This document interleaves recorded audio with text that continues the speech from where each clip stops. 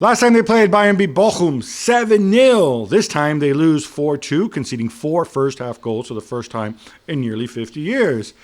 Nedum, I see a pattern here. Because attack the defenders. Many are pointing fingers at Nicolas Sule and Daya Upamecano, both of whom I think it's fair to say had stinkers.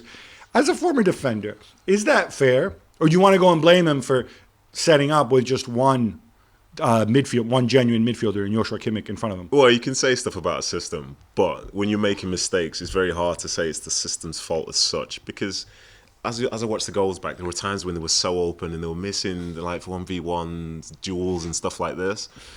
And that's not good. You know what I mean? That's not good. You can't escape that. But then I wonder how much of that also comes with not having Neuer behind you and stuff. Because I spoke with Schweinsteiger earlier in the year, or last year rather, and he was asked the question, who's the best player you've ever played with? And he said Manuel Neuer. And he said because he completely changes the way that you play. So maybe they're missing that, and maybe that's something that they need. But the fact is, they're not playing well. But it's not just two people's fault. I'm not sure Neuer was saving some of those goals either, to be honest. Even though I'm talking more organisationally. Shout out to Leva as well, by the way. 2 goals for Robert Lewandowski. Well, of course, that's what he does, isn't it? So Marco Reus bags 2 goals as Borussia Dortmund gets a huge away win at Union Berlin without Erling Haaland. Gab, how can it be so hit or miss? Yeah, I don't know how they did this either. They didn't just have Haaland out. They had half a dozen guys out. And, away trip to Union Berlin, the Alte Försterei, everything is set up for another car crash. But no, I think it was helped that you scored 2 goals in the first half hour.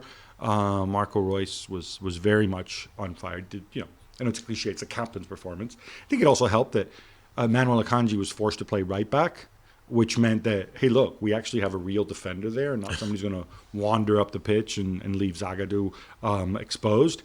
And I think it shows that the players haven't given up, which is encouraging. Haven't given up in terms of trying to perform for the team, that they have some pride.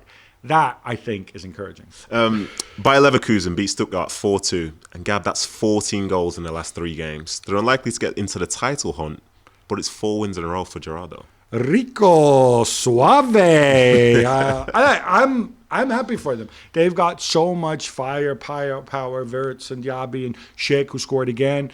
I think it would only be good if they could at least challenge Borussia Dortmund for second. They're still a ways away.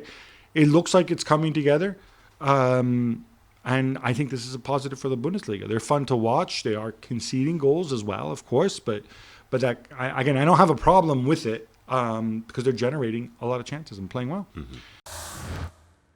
Well, thank you very much for watching ESPN on YouTube. For more sports highlights and analysis, be sure to download the ESPN app. And for live streaming, premium content, and let's not forget as well, ESPN FC 7 days a week. Subscribe to ESPN Plus.